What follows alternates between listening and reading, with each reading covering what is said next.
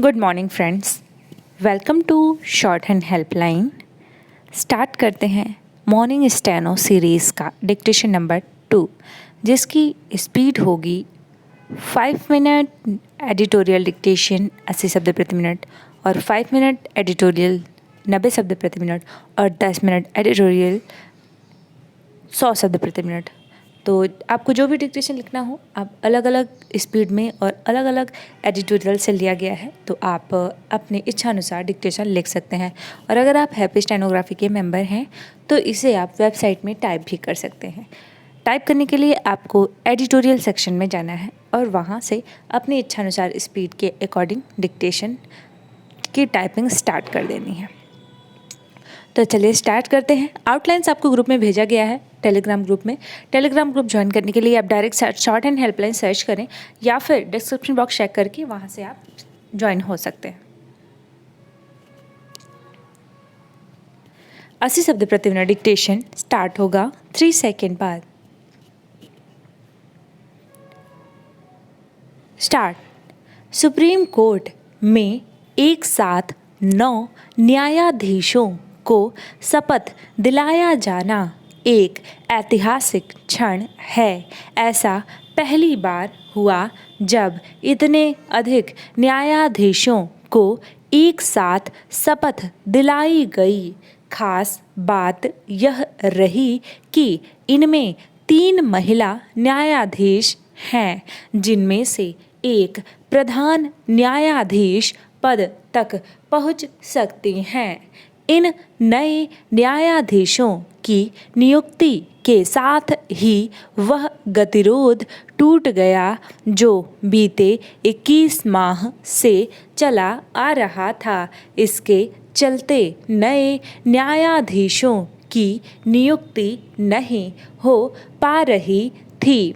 इस लंबे गतिरोध का कारण कुछ भी हो, न्यायाधीशों की नियुक्ति में अनावश्यक देरी ठीक नहीं। समझना कठिन है कि जब कॉलेजियम व्यवस्था के तहत न्यायाधीश ही न्यायाधीशों की नियुक्ति करते हैं, तब उनकी समय पर नियुक्ति क्यों नहीं हो पाती। सवाल यह भी है कि आखिर यह कॉलेजियम व्यवस्था कब तक अस्तित्व में बनी रहेगी।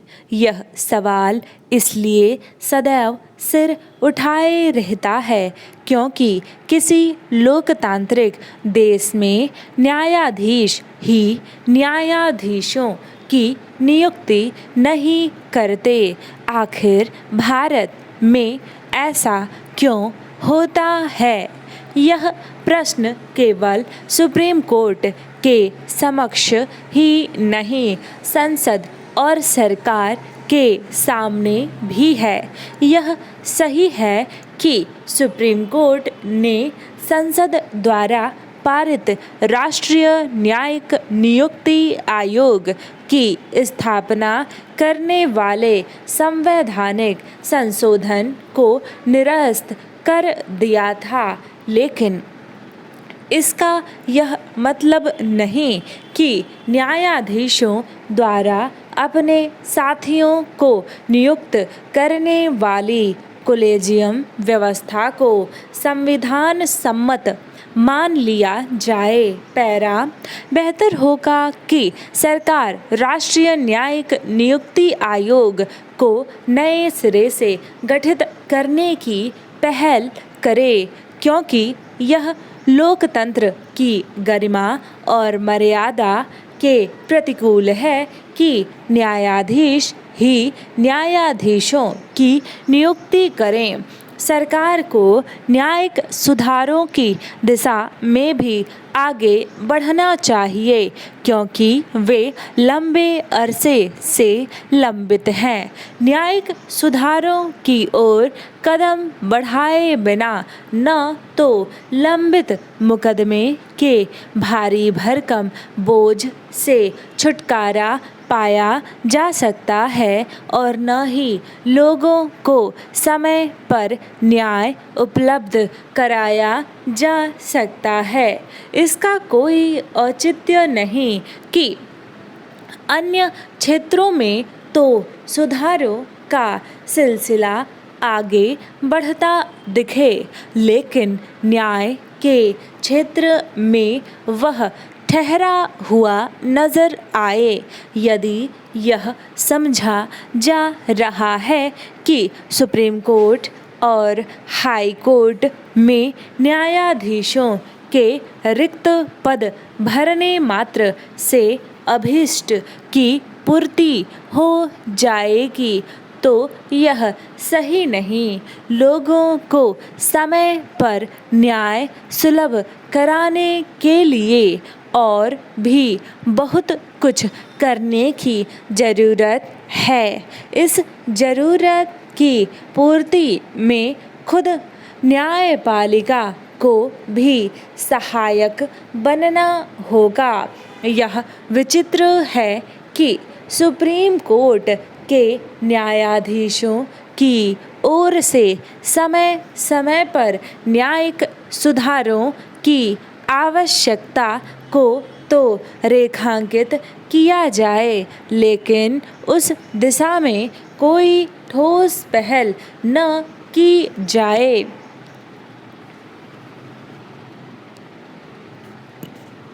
80 शब्द प्रति मिनट के से समाप्त हुआ। अब बारी है 90 शब्द प्रति मिनट के डिक्टेशन की। तो हम आपको बता दें 80 के डिक्टेशन की अलग एडिटोरियल से लिया गया है और 90 अलग से। तो अगर आप चाहें दोनों लिख सकते हैं, अपने स्पीड के अकॉर्डिंग लिख सकते हैं, और अगर आप चाहें तो 10 मिनट का डिक्टेशन लिख सकते हैं आप अपनी इच्छानुसार। तो चलिए स्टार्ट करते हैं 90 शब्द प्रति मिनट का डिक्टेशन। स्टार्ट। ओलंपिक खेलों के बाद अब टोक्यो पैरालंपिक खेलों में भारतीय खिलाड़ियों ने अपनी प्रतिभा का परचम लहराना शुरू कर दिया है।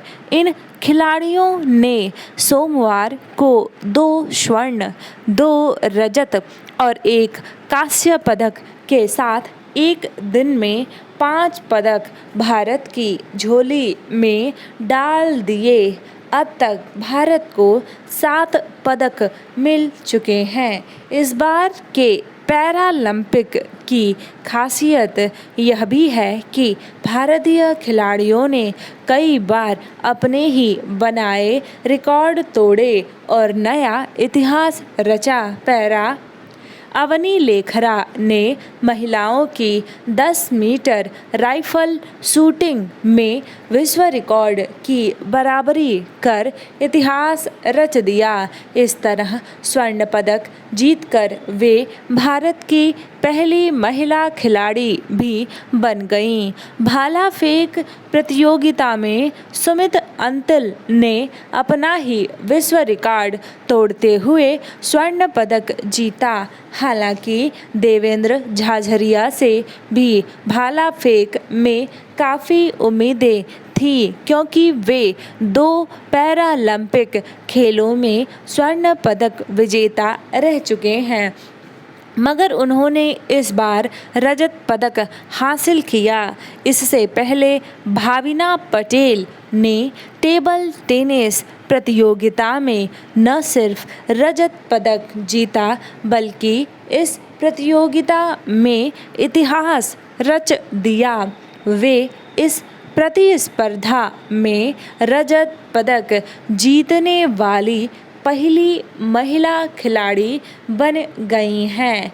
पैरालंपिक खेल सामान्य ओलंपिक से इस मायने में विशेष माने जाते हैं कि इनमें उन्हीं खिलाड़ियों का चयन किया जाता है जो किसी वजह से अपना कोई अंग गंवा चुके होते हैं, चाहे वह दुर्घटनावश हो या जन्मजात। इन प्रतियोगिताओं में उनकी जीत को उनके मनोबल और हुनर की दृष्टि से आंकने की ज़रूरत होती है। ये खिलाड़ी सबसे पहले तो खुद से संघर्ष करके इस मन स्थिति में पहुँचते हैं कि उन्हें खेलना है। फिर वे समाज की जड़ मानसिकता से लड़ते हैं। तब कहीं उन्हें अपनी प्रतिभा को निखारने और दुनिया के खिलाड़ियों के साथ स्पर्धा में खड़ा होने का अवसर मिल पाता है। पैरालंपिक में पहुंचने से पहले उन्हें खुद को तैयार करने के लिए पग पग पर संघर्ष करना पड़ता है। इन खेलों की तैयारी के लिए जिस तरह के महंगे अत्याधुनिक संसाधनों की ज़रूरत पड़ती है, उन्हें जुटा पाना भी सबके वश की बात नहीं होती। फिर इन खेलों के लिए खिलाड़ियों के चयन की प्रक्रिया भी कम कठिन नहीं होती। शारीरिक क्षमता के आधार पर इनका वर्गीकरण किया जाता है। इसके लिए अलग अलग बिंदु तय हैं।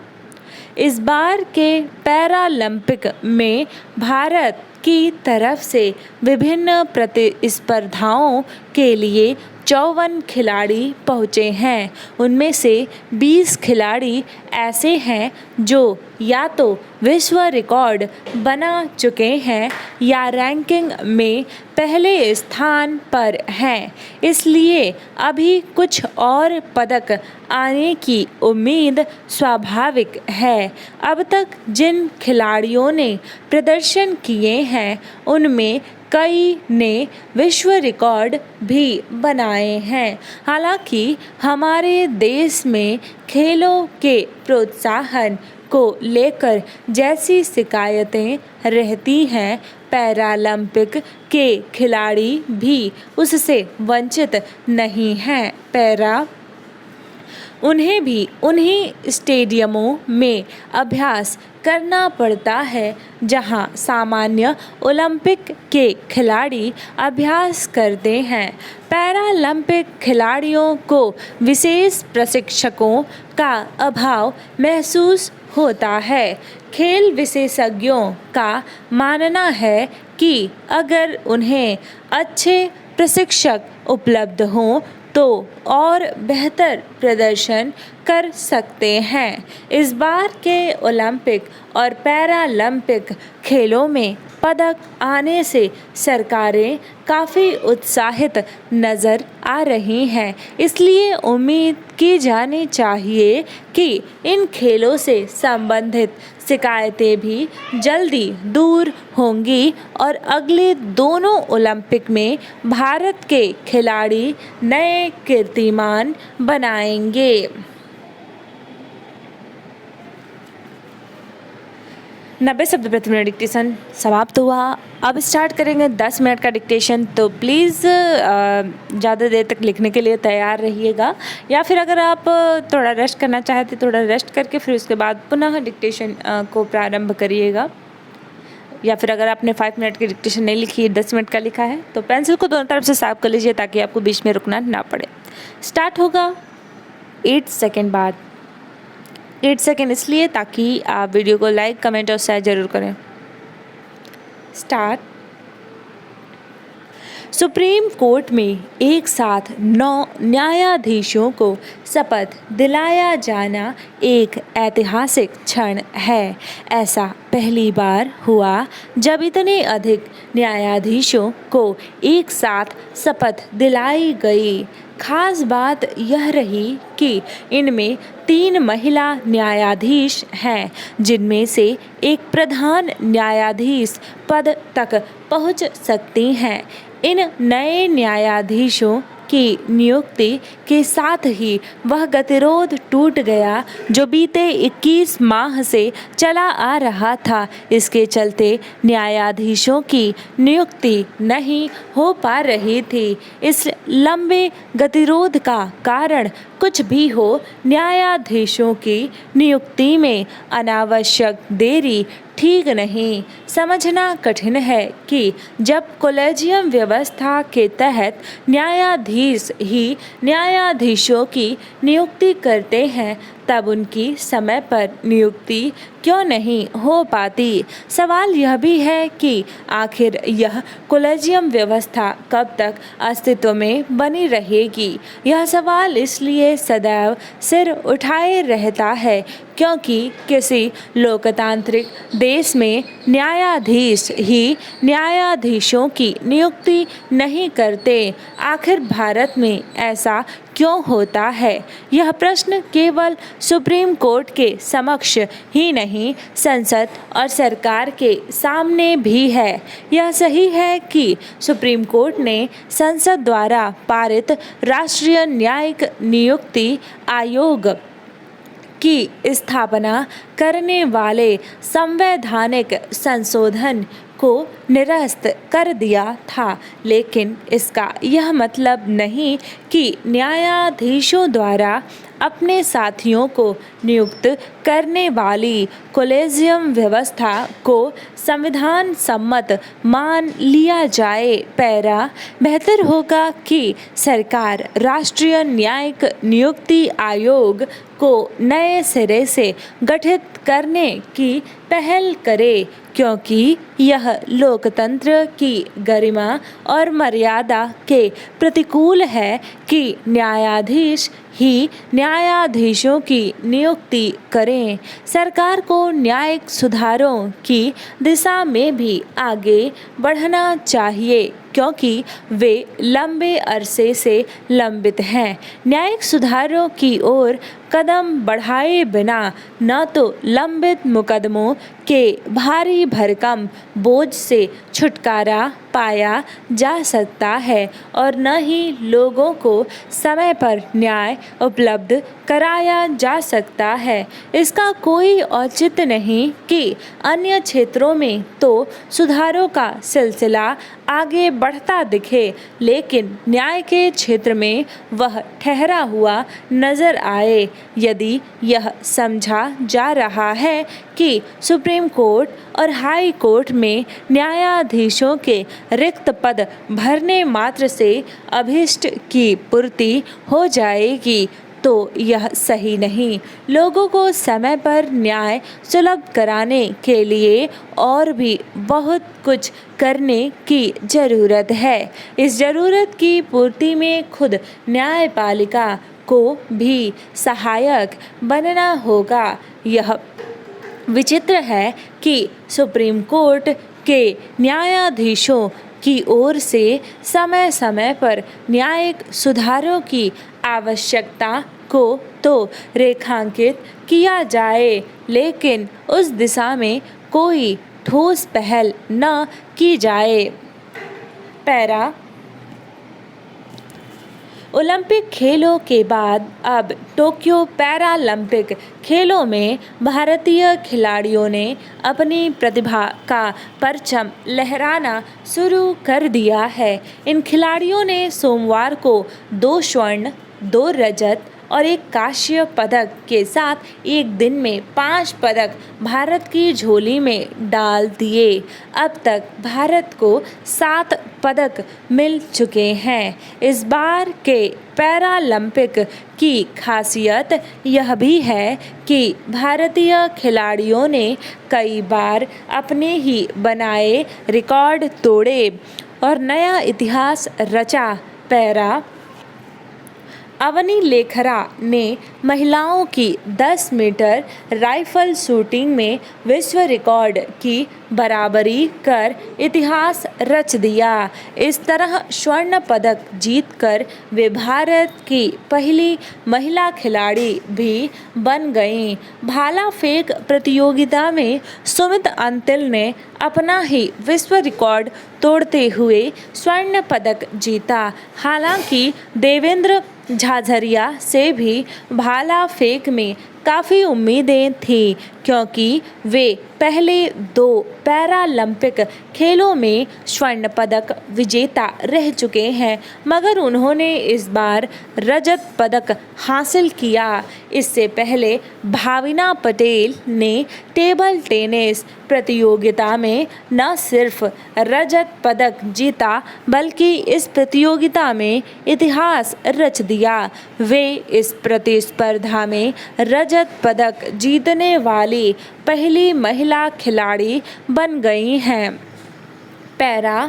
पैरालंपिक खेल सामान्य ओलंपिक से एक मायने में विशेष माने जाते हैं कि इनमें उन्हीं खिलाड़ियों का चयन किया जाता है जो किसी वजह से अपना कोई अंग गंवा चुके हैं, चाहे वह दुर्घटनावश हो या जन्मजात। इन प्रतियोगिताओं में उनकी जीत को उनके मनोबल और हुनर की दृष्टि से आंकने की ज़रूरत होती है। ये खिलाड़ी सबसे पहले तो खुद से संघर्ष करके इस मनोस्थिति में पहुंचते हैं कि उन्हें खेलना है, फिर वे समाज की जड़ मानसिकता से लड़ते हैं।